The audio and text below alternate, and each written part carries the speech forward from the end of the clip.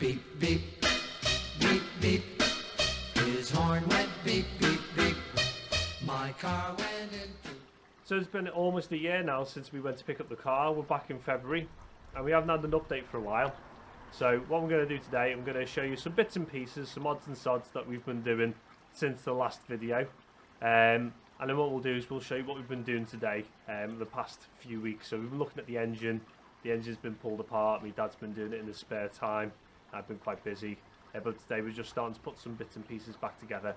So once I've showed you a few bits and pieces of what we've been doing over the past couple of months, we'll move on to today and we'll show you what we've been up to. The brakes have just been bled. And some of you may have noticed the, well, it was an unintentional mistake in the last video.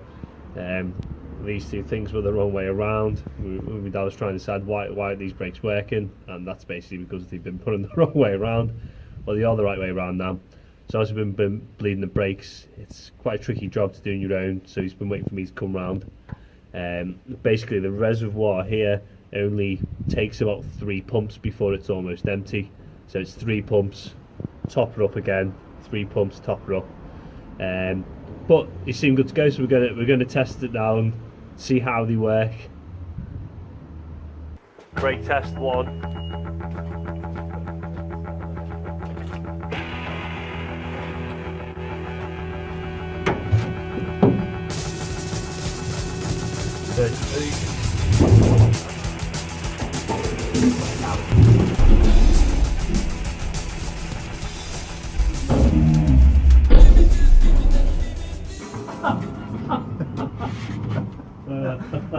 They tipped you down a bit then. The other day, we're still working on the door. So it's been a few weeks now, hasn't it? I think since we last had a proper go of it. So we're still kind of filling and bits and pieces like that. But we're also working on the top of the door, so it's quite badly pitted. So my dad's been on the internet and he's been doing some research and he's got a big plan of how we're going to fix that. So he's going to explain that now. Right, we're into November and obviously the weather's now not getting too good, so it's a case of doing bits and pieces as and when you can get out. Now the door, as Paul was saying there, was very heavily pitted. So what we've done is got some the phosphorus-based, there's phosphoric acid is it, based stuff, put it over the door, left it to dry, and then sanded it down, which leaves you with a surface like this, which the actual, well, I'd say it's cure rust, is actually eating into the pit, and then you just sand off the top, get it nice and shiny, and you can see into the pits where the cure rust is actually, well, It's cured the rust. Well, it's actually sat in the pits. Yeah, it's sat into the pits, and then So over that's the top of that protected, we'll isn't put edge primer over it, and that will keep the metal looking good until next year, until we can properly spray it. So unfortunately, as you might have noticed from previous videos, all the work we're doing is outside, because like most people, my garage is that full of rubbish, we can't get the car inside, so everything's got to be done outside. So it's a real DIY job. Of course.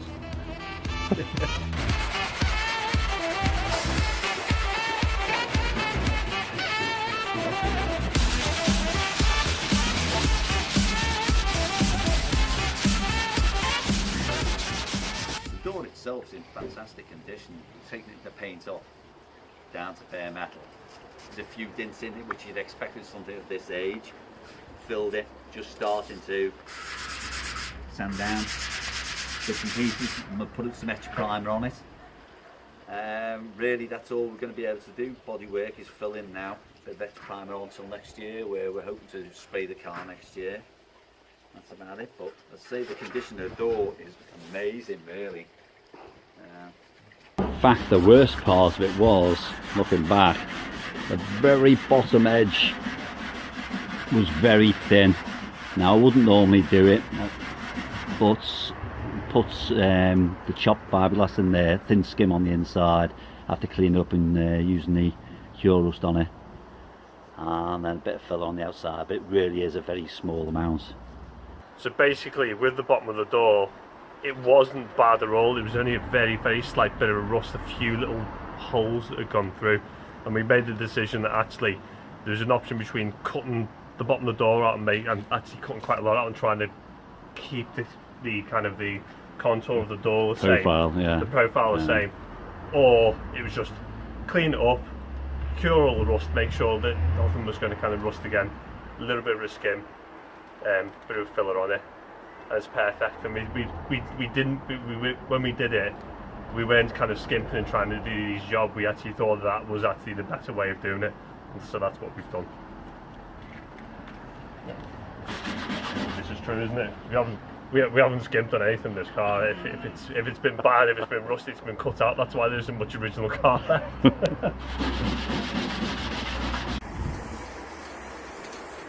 Spraying in November. Forgot about climate change. Northwest of England, spraying outside in November. Unbelievable. As we'd taken it down to bare metal, and with it sitting in the garage, chances are you're going to get surface rust on it, so this will just protect it till the serious stuff next year, when we'll get some sort of tent rigged up, and then we'll have the car inside and probably be sprayed in cellulose, because I've had a little bit of experience in that in the past, and you can still get it locally in all the colours. You want to buy second-hand boom car? Right, as you can see, we've got the wheels out, been cleaning the rims up this week, and playing with the idea of having them powder coated, and I thought, no, give me what, listen, just use normal spray paint out of a can. You might think yourself, what sort of finish are you going to get? Well, those rims, you can close in on that. That's with the etch primer on it. They've been etch primed. As you can see, that it's nice with a bit of top coat on them. I don't think you go wrong with that. Now, how would you get it to that? You think, how do you get the old paint off? Now, that is a little special £4, absolutely fantastic. That it takes it down to the bare metal. It's a pity we didn't film this, what the rims were like before, but that is amazing, I tell you. The only thing is, wear gloves if you catch your finger. See me plaster. That practically took me knuckle off with that, but it is really good, absolutely superb. £4, get one of those, get it on your rim, on the angle grinder, or as I did, put a bolt through, put it into the pillar drill, and then you can actually run on the pillar drill, take all the rust off down to bare metal. That's possibly more of a don't try it at home, because that's why you almost lost your knuckle. It's probably not the safest thing in the world to do that. Make sure you're wearing goggles when you use one of those, to tell you. They are really vicious. I was 2 miles, I thought it'd be too coarse, I thought it'd gouge the metal, but it's honestly, it's a pity we hadn't filmed this when I was doing it, because it brought it up absolutely spotless. It was literally gleaming brand new metal. There you go, little tip if anyone else wants to try it.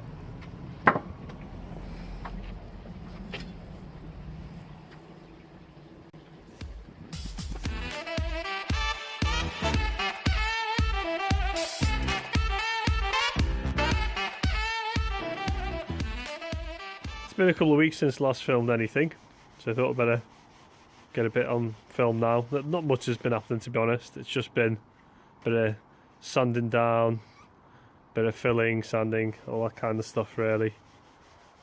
The door's completely done now in terms of preparation, so that's ready to be sprayed in the summer. But we've just been kind of having to go little bits and pieces of the bodywork, so I had a little go this the other day. Took that right down to the bare paint and a bit of anti-rust and some primer. You can see my dad's having a go on the arches at the moment here, just trying to get these smooth again.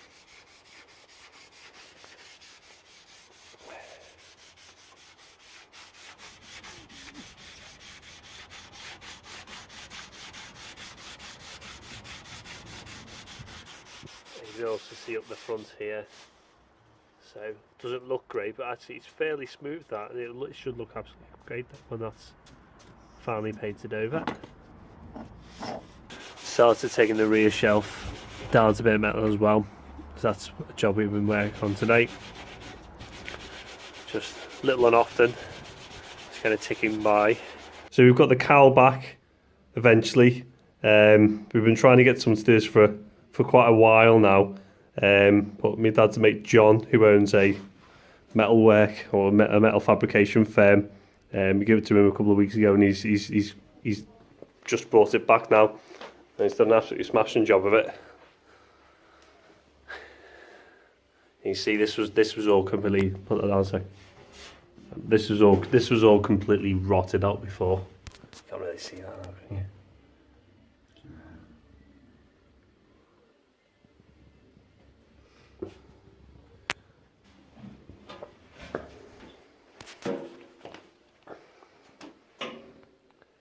That's going to look like absolutely brand new, that, once that's been painted up now, cleaned up and painted up.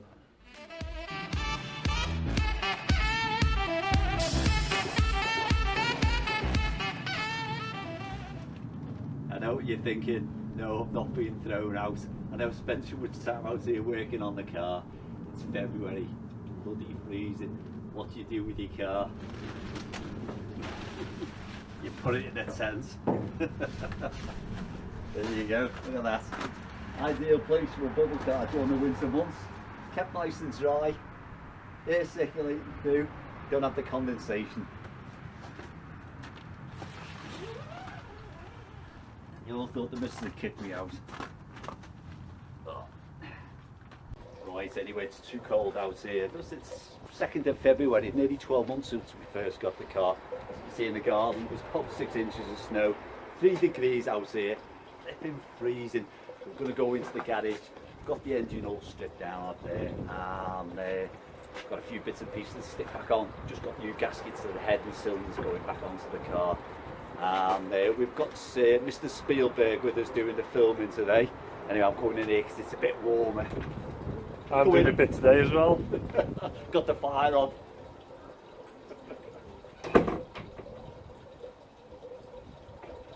Back inside the garage, and as you can see, we've stripped the engine down. We've got the cylinder head piston off, and take the cover off the side of the clutch, and going to strip the clutch down. Problem is, you need a special tool for it, so I've knocked up a few bits and pieces over the last few days. We'll see how it works. First of all, a couple of bits of threaded bar. Screw these on there.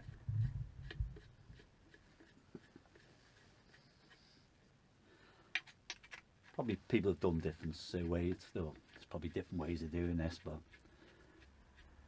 I think this should work okay. A couple of bits of angle iron, some threaded nuts on there, 6 mils.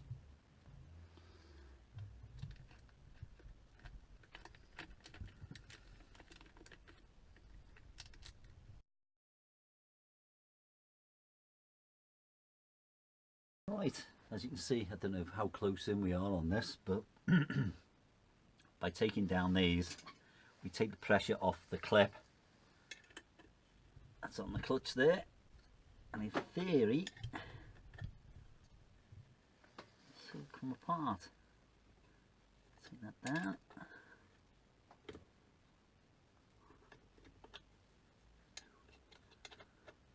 Just get the tension off the spring, off the clip I should say.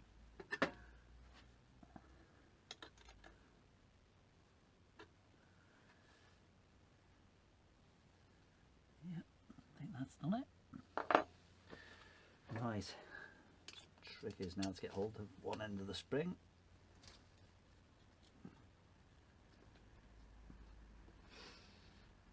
It's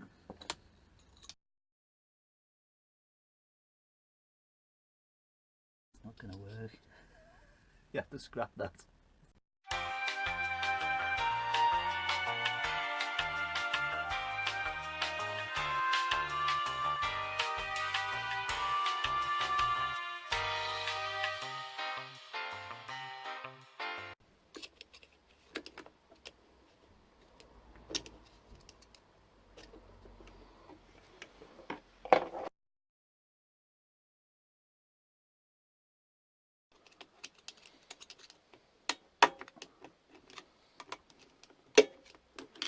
There you go. Oh, it's going to be easy.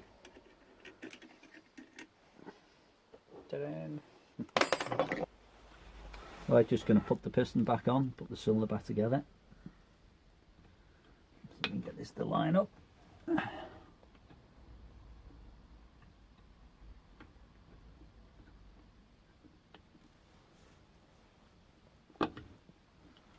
you go, that's gone straight in first time.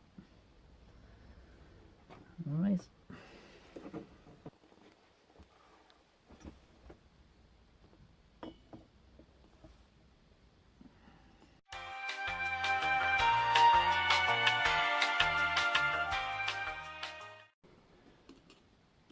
There you go, the second one. Oh, third one just slid straight up, no problem. Nice new gasket at the bottom. Actually just down, there you go. Smash it. Right, cylinder head gasket, brand new, from the club. This up. Smash it all nice and clean. See if we can find the cylinder head. Which you just put down, there you go. Ground the valves in. Valves are all quite nicely thin. I don't know if you can see that in the film, but there's actually an 18mm plug in there, which has been, well, we've had quite a debate over this. At some period, somebody has probably stripped the threads off the 14mm plug and had it rethreaded to an 18, but there are plugs available, so I'm going to try running it on an 18mm plug. We'll see how we get on with that. Very little's been done to this, as I say, just we've ground the valves in, everything seems to be in good order. So anyway, here we go, nice and clean. Make sure, last little wipe. Cleanliness next to godliness. You can edit that bit, don't need religion in it. Right.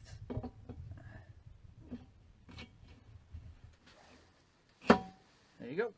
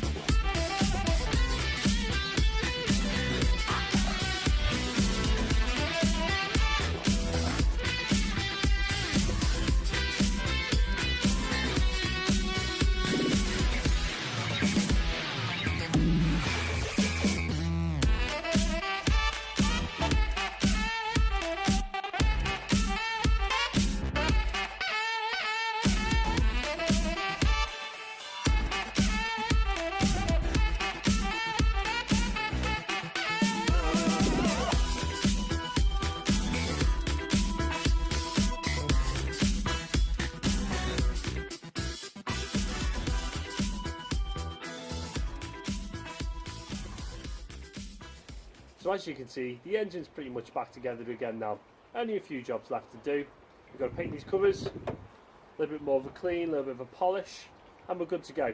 So I'll leave you with a couple of shots of the engine, and I'll see you again next time.